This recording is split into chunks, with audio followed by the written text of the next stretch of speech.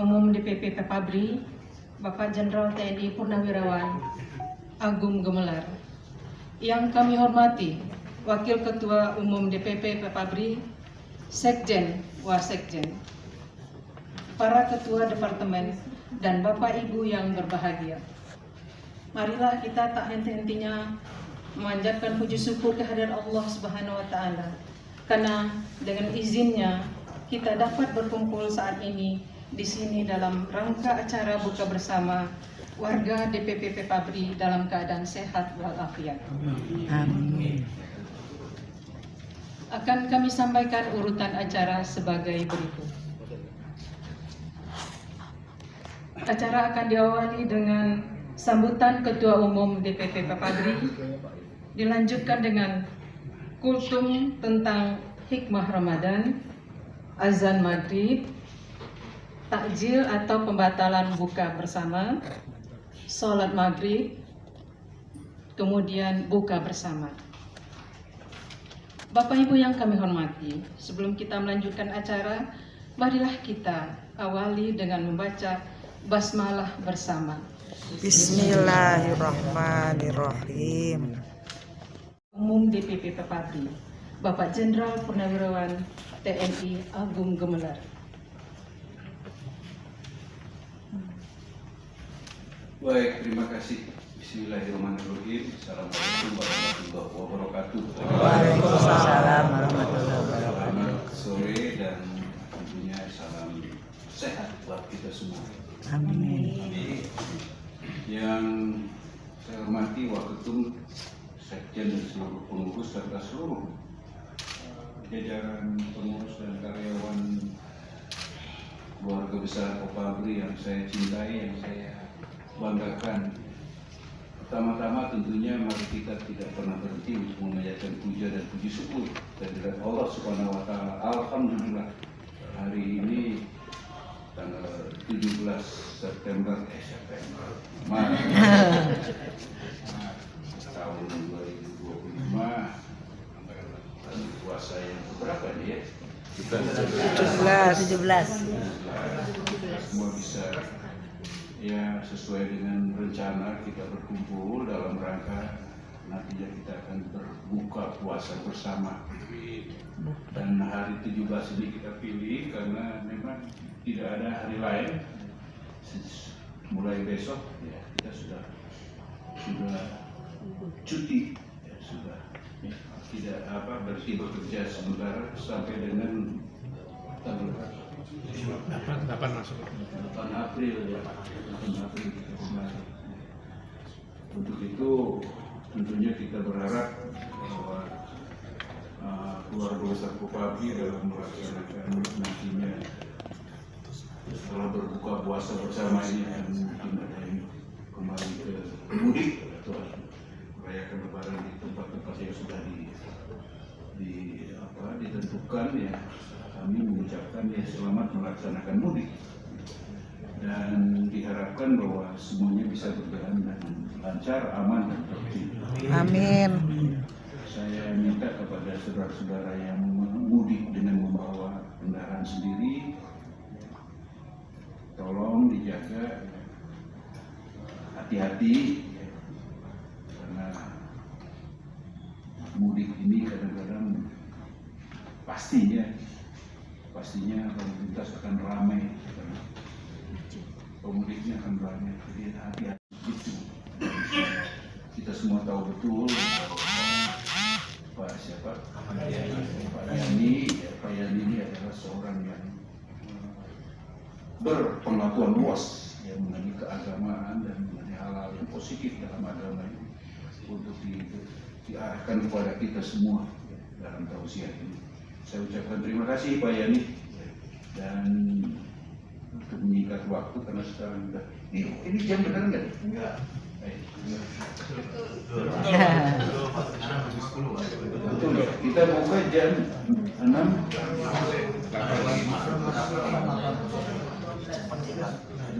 Jadi masih setengah jam. Saya persilakan deh Pak Yani, terima kasih ya atas kehadirannya. Silakan Pak Yani. Bapak dan Ibu yang dimuliakan Allah, Marilah kita simak tausiah tentang hikmah Ramadan yang akan disampaikan oleh Bapak Mayor Jenderal TNI Purnawirawan Ahmad Yani Basuki yang nanti dilanjutkan dengan doa.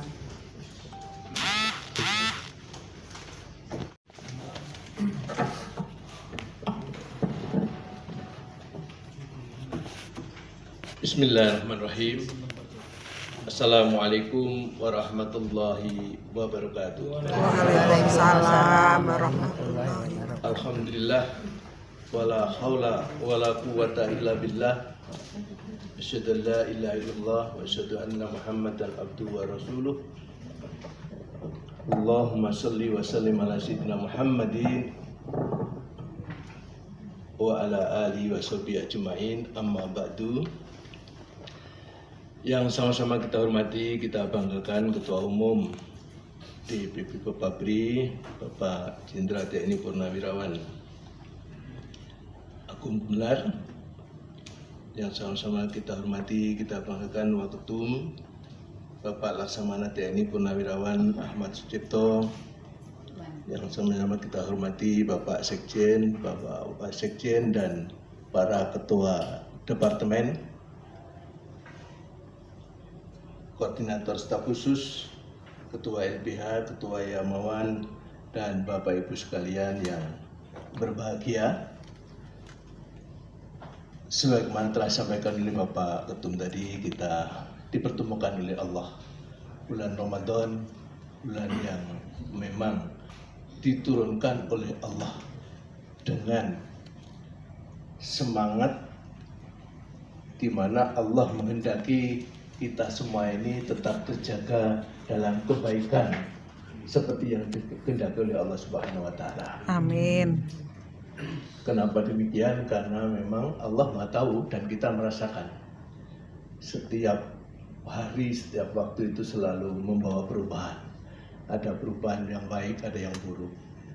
Yang dalam beberapa penelitian terakhir ini, perkembangan teknologi, berkembangnya medsos, dan berbagai macam yang berkembang melalui smartphone kita ini setiap saat mengajak diskusi kepada kita, setiap saat menawarkan sesuatu yang membuat kita tertarik, terbuai di sini, pola hidup dan bermacam-macam. Maka banyak orang menggambarkan setiap saat terjadi perkembangan kehidupan yang kadang-kadang banyak tidak menguntungkan. Dan ini memerlukan sekali suatu kekuatan yang untuk mengembalikan kepada kita kembali ke jalan yang dikehendaki oleh Allah. Saya beberapa hari yang lalu membaca di Kompas.com tanggal 4 Maret. Saya tertarik dengan apa yang disampaikan oleh Presiden Trump. Menyampaikan selamat Ramadan. Ungkapan beliau yang sudah terjemahkan dalam bahasa Indonesia, Ramadan adalah momen inspirasi, momen untuk meraih harapan, keberanian, dan inspirasi dalam menjalani kehidupan penuh kesucian dan kebajikan.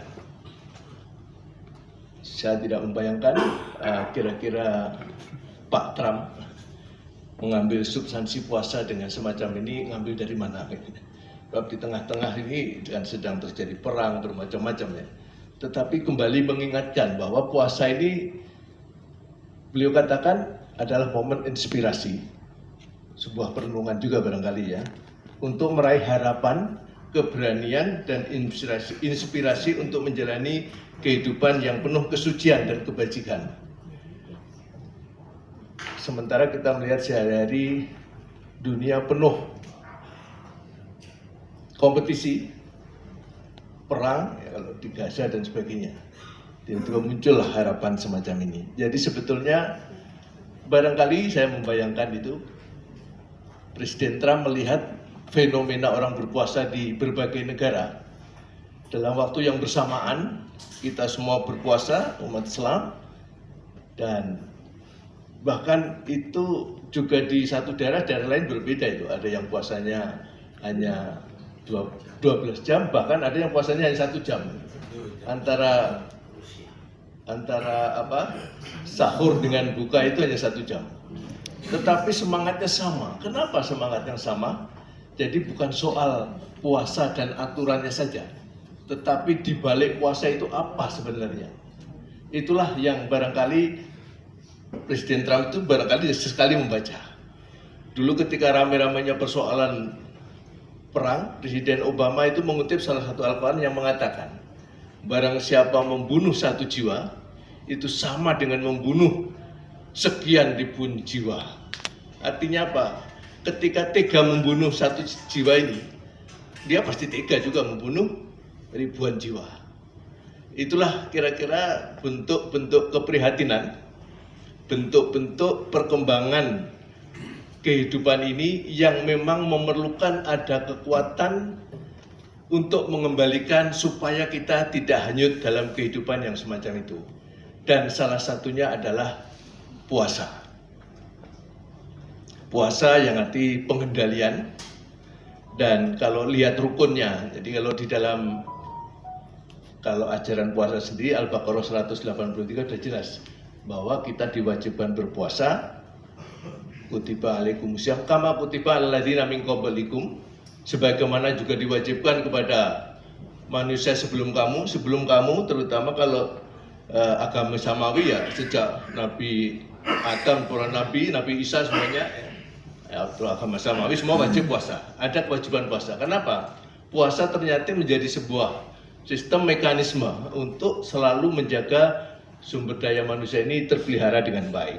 Dalam ajaran Islam, satu amalan itu selalu memuat 3 posisi, yaitu akidah, syariah, dan akhlak. Begitu juga puasa. Puasa diwajibkan kepada orang yang beriman. Sebab kalau tidak beriman, tidak ada muatan iman, itu tidak ada artinya puasa itu. Tidak akan ada penghayatan apa-apa. Itu yang pertama. Sedangkan puasa kalau dilihat dari syariatnya saja, puasa itu awalnya niat, kemudian menjaga diri tidak makan dan tidak minum, tidak mengumpuli istrinya, mulai dari terbit fajar sampai maghrib. Kalau sudah itu selesai sebetulnya. Kalau hanya menurut syariahnya, berarti sudah gugur kewajibannya.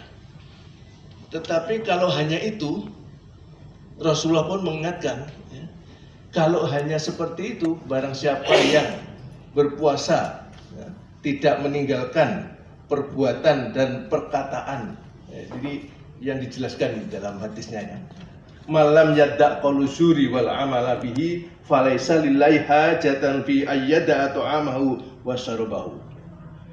Barang siapa yang tidak meninggalkan perkataan dan perbuatan kotor dan jorok, maka Allah nggak peduli lagi dia mau lapar maupun haus. Jadi ukurannya bukan hanya sekedar lapar dan haus, tetapi setelah itu apa? Inilah yang dikehendaki dari puasa ini. Tetapi digambarkan pula, itu juga mengingatkan bahwa di tengah-tengah puasa ini sangat mungkin orang puasa yang penting menyelesaikan, pokoknya sudah puasa. Tetapi apa setelah itu, dampaknya apa, itu bisa terabaikan. Itu yang dikehendaki dalam hadis ini.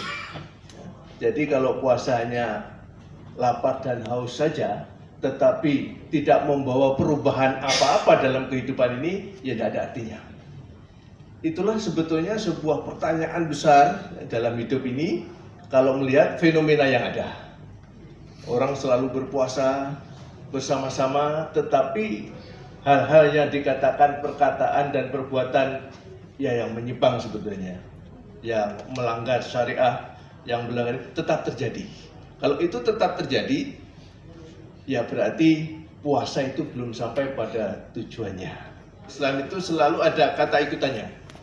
Sholat wajib, tetapi selalu ada hadis yang menjelaskan, ya, inna sholata tanha anil fahsya'i wal munkar.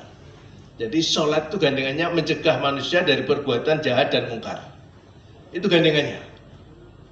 Dan setelah perbuatan jahat dan mungkar, harus itu semua hablum minallah. Hablum minannasnya Kalau orang sholat itu selalu karena sudah sholat meninggalkan perbuatan jahat dan mungkar, berarti di tengah-tengah manusia mesti produktif, membawa kebaikan, silaturahminya baik, dan selalu kerjasamanya baik, selalu ingin memberikan yang terbaik. Jadi kalau belum sampai di situ, orang mengatakan sudah sholat, belum sholat sebetulnya menurut Allah.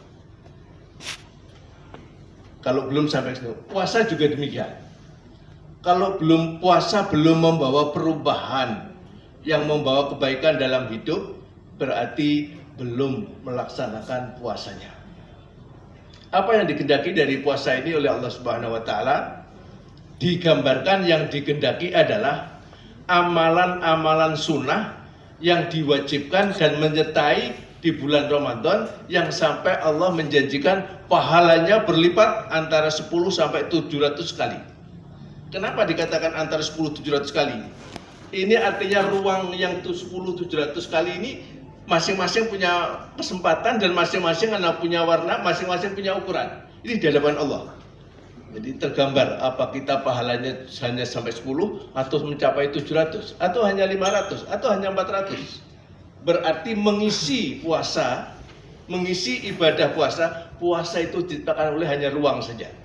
Kita dibikin lapar, dibikin haus, menahan diri tidak mengumpuli istrinya gitu.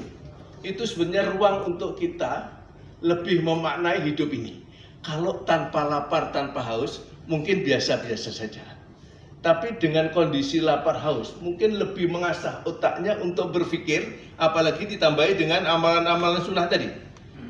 Bahkan dikatakan, orang yang memberi makan kepada orang yang berpuasa, maka dia akan mendapatkan pahala sebesar pahala orang yang diberi makan ini, tanpa mengurangi sedikit pun pahala ini berpindah.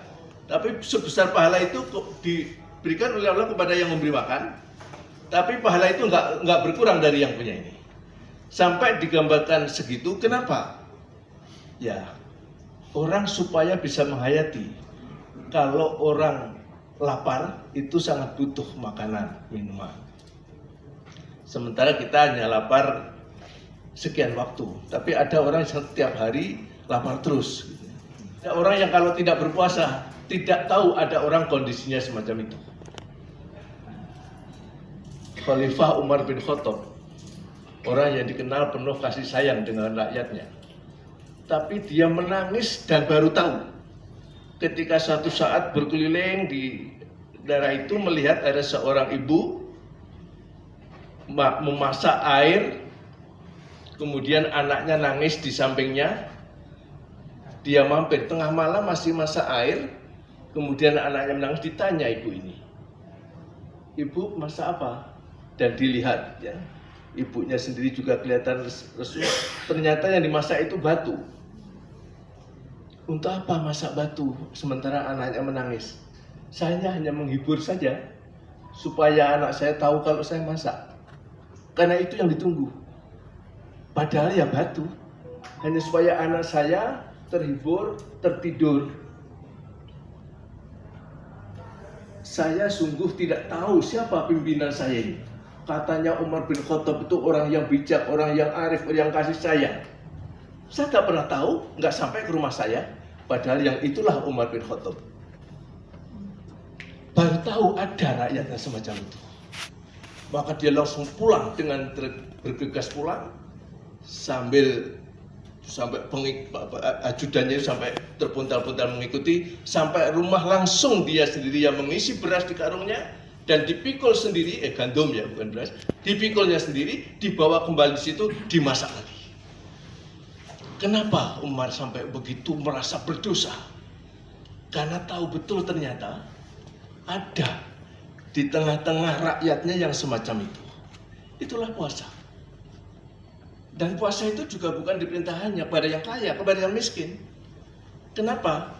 Karena yang kaya yang miskin itu tetap mempunyai posisi yang sama sebagai sumber daya manusia yang dikehendaki oleh Allah bisa berbuat. Tukang sapu ada manfaatnya. Yang kalau nggak ada juga susah di kantor ini. Nggak mungkin pimpinan juga harus nyapu sendiri. OB juga pada posisinya, dan semuanya harus baik. Baik tukang sapu, OB atau pimpinan, semua harus baik. Karena apa? Dalam putaran kebaikan-kebaikan itu akan melahirkan kebaikan-kebaikan lagi. Itu yang dikehendaki oleh Allah. Maka ketika Rasulullah berulang kali menjelaskan, banyaklah bersedekah, banyaklah berbuat yang baik, banyaklah ini. Ada orang miskin bertanya, ya Rasulullah, engkau selalu mengingatkan, banyaklah bersedekah, banyak ini. Alangkah susahnya orang miskin seperti saya. Orang kaya bisa sholat, bisa zakat, bisa puasa, dan bisa bersedekah. Kami tidak bisa seperti itu. Memerintahkan itu. Apa kata Rasulullah? Memberi air segelas air dan sebutir kurma kepada orang yang bisa menikmati itu juga sudah bersedekah. Meminggirkan rintangan di jalan, ada kulit pisang atau apapun yang kira-kira kamu pikir itu akan menyusahkan orang, itu juga sudah sedekah. Kamu memberi senyuman sehingga orang mengurangi beban orang lain. Jadi kalau ada orang cemberut susah, kita ikut cemberut itu tambah susah barangkali. Tapi kalau kita tersenyum di tengah itu, ketawa-ketawa gitu, barangkali orang susah malah masuk ruangan ini, ketawa-ketawa bisa berubah itu. Itu sudah sedekah. Jadi semua berpotensi sedekah. Saya pernah satu saat pulang dari kantor sudah kesorean, sehingga tidak mungkin sampai rumah, dan kebetulan juga tidak menyiapkan makanan di mobil, dan sudah tiba-tiba maghrib di tengah jalan. Rasanya juga tidak mungkin kita terus tiba-tiba mampir nongkrong di warung, nggak mungkin. Untunglah tiba-tiba ada musola kecil, musola kecil. Begitu kita mampir di situ, ya kebetulan kita bawa mobil. Tapi orang di musola kecil itu yang kelihatannya sederhana, langsung membawa makanan, tawarkan, Bapak sudah buka? Ada kurma, ada gorengan, rasa-rasanya apa ya? Haru. Kita juga butuh itu gitu ya. Walaupun kita punya di rumah banyak barangkali, tapi hari itu saya butuh itu untuk membatalkan puasa kami yang kebetulan di mobil tidak ada apa-apa. Dan kalau kita lihat, ya orangnya sederhana-sederhana semua, karena di situ tempat orang jualan bunga itu Pak, jualan karangan bunga itu ya mungkin ya mohon maaf kalau saya kira ya sama-sama hidup sederhana lah gitu. Saya tanya, ini musola di siapa yang bangun? Kami Pak, iuran. Terus ini makanan ini kami iuran Pak. Karena kami tahu Pak, di sini banyak sekali Pak orang lewat Pak. Kadang-kadang mampir di sini. Itulah keindahannya, bahwa orang miskin pun bisa berbuat yang menyenangkan orang kaya. Kalau orang kaya tidak bisa menggembirakan orang miskin, alangkah tenang. Itulah maknanya sedekah. Dan itu banyak bisa dihayati di dalam berpuasa. Dan kenapa puasa itu bentuknya menahan diri dari makan dan minum? Pada dasarnya itu dunia, hubud dunia, kerusakan di dunia ini kalau orang sudah, bahasa lainnya barangkali, mohon maaf apa, bahasa ya tergila-gila pada dunia lah itu. Dan dari tiga hal yang disyariahkan ini, tidak makan, tidak minum, tidak mengumpuli istrinya. Orang yang batal puasa kalau karena tidak makan, tidak minum, kemudian batal karena makan minum, itu bisa mengganti hari lain seperti itu. Tapi kalau batal karena berkumpul sama istrinya, itu harus memerdekakan budak atau puasa 2 bulan berturut-turut. Kenapa? Kok berbeda? Ini menggambarkan sebuah ujian besar di dunia ini. Kalau hanya nggak makan, nggak minum, tapi yang membawa banyak dampak perubahan perilaku itu kalau sudah terseret-seret pada soal nafsu yang satu tadi. Maka walaupun sama-sama melanggar, berbeda hukumannya. Bapak Ibu sekalian, itulah yang digambarkan kenapa puasa syariatnya begitu. Tapi di balik itu banyak pelajaran yang mengingatkan kita kepada posisi-posisi itu. Oleh karena itu, di dalam di dalam ajaran Islam itu selalu diikuti oleh hadis, Al-Qur'annya begini, hadisnya begini. Di dalam salah satu hadisnya Rasulullah menggambarkan ada 3 tahapan yang menyelamatkan manusia, tidak hanya satu. Yang pertama adalah salah satu munjian. Ada 3 hal yang itu akan menyelamatkan manusia dari kemungkinan jatuh pada kerusakan. Ini hanya salah satu hadis dan satu contoh amalan-amalan. Yang pertama adalah khasyatullah fisri wal alan. Takut kepada Allah pada saat ramai maupun sepi. Itu yang pertama. Yang kedua, wal adlu idal ghadabi waridha. Berbuat adil baik saat marah maupun saat saat bahasanya kalau di sini ridho ya sedang tidak ada masalah. Dan yang ketiga adalah wal qasdu fil fakri wal hina. Hidup sederhana baik waktu kaya maupun miskin. Yang pertama tadi, saya kembali yang pertama, yaitu khasyatullah fisri wal alani. Orang yang takut kepada Allah baik di waktu sepi maupun ramai. Ini artinya sepi maupun ramai potensi berbuat salah juga ada. Tapi sepi maupun ramai bagi yang beriman semua membawa kenikmatan untuk bertakwa. Jadi kalau ada orang bisa suka berbuat jahat kalau di waktu sepi, itu pencuri di masa lalu. Nyurinya kalau orang sudah tidur. Tapi sekarang nyuri di tempat keramaian lebih mudah barangkali, yaitu nyopet gitu. Tetapi dalam keadaan sepi maupun ramai, ingat kepada Allah. Ingat takut kepada Allah dalam arti Allah itu tahu apapun yang kau lakukan dalam keadaan ramai maupun sepi. Selama orang mengatakan Allah tahu, Allah hadir di tengah kita, maka orang itu pastilah akan selamat. Contoh yang kedua adalah, ini salah satu perilaku saja, perilaku yang lain banyak. Adil di waktu ridho maupun di waktu marah. Jadi adil itu harus. Soal kondisi lain jangan dipedulikan. Kamu marah atau kamu nggak senang atau musuhmu atau kawanmu, adil itu harus hadir. Ya Rasulullah, celaka kami, anak kami mencuri dan ketangkap. Lindungi kami. Betapa kalau itu sampai dibawa ke pengadilan, kemudian kebawa kemana-mana, betapa kebangsawanan kami akan hancur oleh karena itu. Nabi Muhammad tidak ada kata-kata lain, langsung keluar kata-kata. Walau Fatimah binti Muhammad saraqat laqatatu yadaha.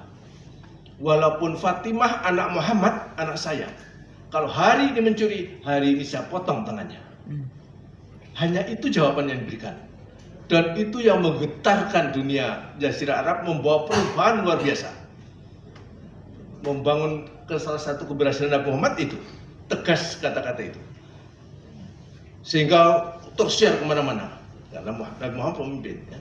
Kata-katanya tegas. Walaupun anaknya kalau mencuri akan dipotong tangannya. Abu Bakar, Umar bin Khattab ketika menjadi seorang khalifah, Ali bin Abu Thalib yang sama-sama khalifah, teman khalifah, datang mengadu. Wahai Khalifah Umar, saya kehilangan baju perang saya, baju besi saya, dan saya tahu persis itu yang mencuri adalah orang Yahudi itu. Maka dipanggil, minta idah, Anda sebagai khalifah, adililah dan kembalikan itu baju besi saya. Dipanggil orang Yahudi itu. Maka ya diadili bahwa benarkah kamu mencuri baju besinya Khalifah Ali bin Abu Thalib? Ya menyangka, tidak. Saya tidak benar. Ali bin Abi Thalib mengatakan, saya melihat kamu mencuri. Dari mana kamu melihatnya? Umar bin Khattab bertanya, Ali, kamu bisa mendatangkan 2 orang saksi? Tidak bisa. Itu mendatangkan 2 saksi itu proses yang harus berlaku di peradilan ini. Kalau kamu tidak mengadu tapi tidak mampu menunjukkan 2 saksi, maka berarti kamu yang salah. Dan dibebaskan oleh orang Yahudi itu, dibebaskan. Dan Ali menerima. Dan Umar bin Khattab tegas. Proses peradilannya, kamu tidak bisa menunjukkan bukti bahwa orang ini mencuri. Tetapi ya, apa yang dilakukan Umar bin Khattab dan Ali bin Abu Thalib membawa getaran tersendiri. Orang Yahudi tadi tiba-tiba terduduk tertegun. Ya Allah, beginikah Islam? Antara teman pun kalau memang tidak bisa membuktikan juga tidak dilindungi. Maka seketika itu Yahudi mengucapkan 2 kalimat syahadat. Wahai Khalifah Umar, Khalifah Ali, aku kagum dengan kalian yang mencerminkan keislaman kalian. Maka saya mengucapkan 2 kalimat syahadat. Dan ketenangan, kedamaian. Sebaliknya kalau keadilan itu tidak ada di dunia ini, selalu orang itu cemas. Jangan-jangan aku nanti begini, aku nanti begini. Apalagi yang punya masalah selalu menghadirkan kecemasan.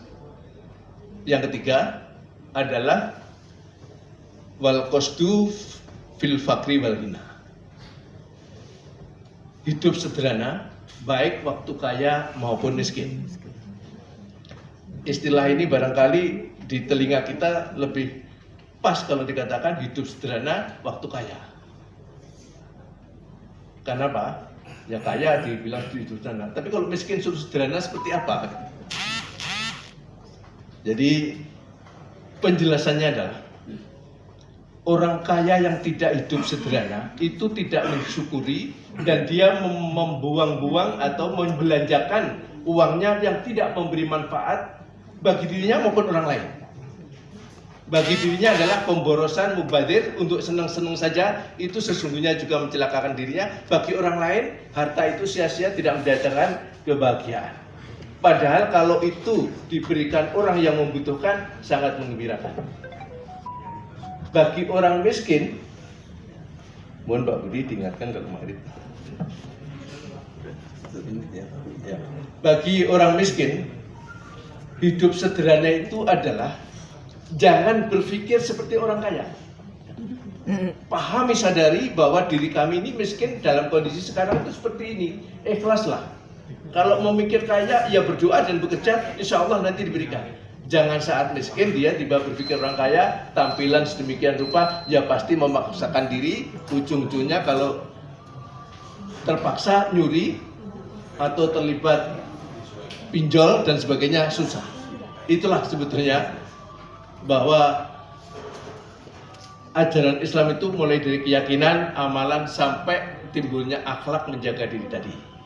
Dan Bapak Ibu sekalian, sudah sampai waktu yang ditunggu-tunggu, yaitu kata Nabi, kebahagiaan orang berpuasa itu ada 2, yaitu saat datangnya berbuka dan saat nanti ketemu Allah menerima pahalanya. Dan sekarang kebahagiaan yang pertama sudah sampai. Mari kita syukuri dan kita berdoa bersama. Dan mohon izin saya akan memimpin doanya. A'udzubillahi minasyaitonirrajim. Bismillahirrahmanirrahim. Astaghfirullahaladzim, astaghfirullahaladzim, astaghfirullahaladzim. Allahumma laka sumtu wa bika amantu wa ala rizkika aftartu birahmatika ya arhamar rahimin. Amin. Terima kasih. Mohon maaf apabila ada yang berkenan. Wallahu muwaffiq ila aqwamit thoriq. Wassalamualaikum warahmatullahi wabarakatuh. Waalaikumsalam warahmatullahi wabarakatuh.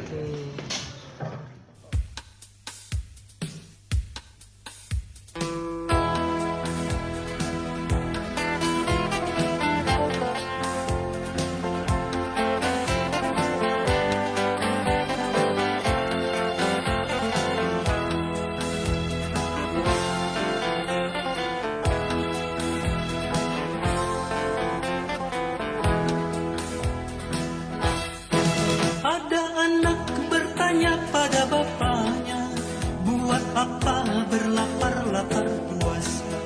Ada anak bertanya pada bapaknya, tadarus tarawih apalah gunanya? Lapar mengajar Mulana habis selalu, tadarus artinya memahami kitab suci, tarawih mendekatkan diri pada Ilahi. Lihatlah langit keampunan yang indah, membuka luas dan angin pun semerbak. Nafsu angkara terbelenggu dan lemah, bunga ibadah dalam ikhlas sedekah. Lapar mengajar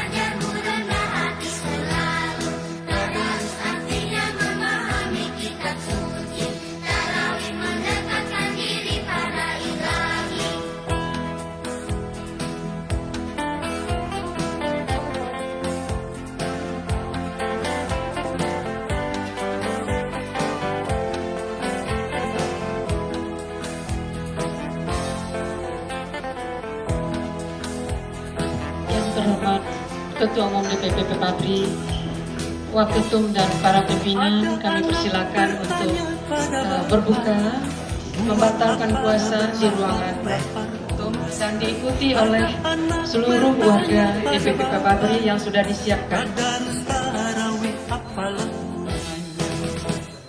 Lapan mengajar merendah hati selalu.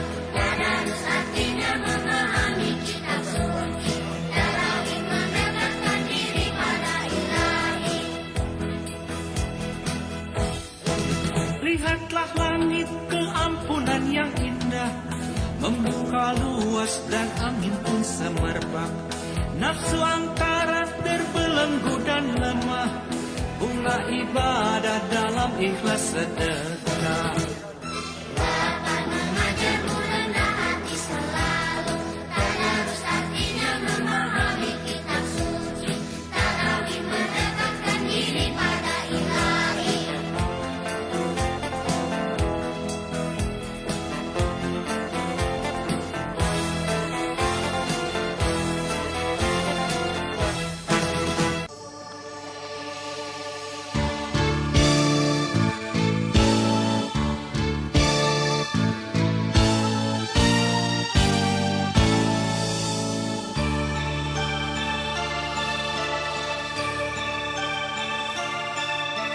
Marga satwa tak berbunyi, gunung menahan nafasnya, angin pun berhenti, pohon-pohon tunduk dalam gelap malam. Pada bulan suci Quran turun ke bumi, Quran turun ke bumi. Marga satwa tak berbunyi,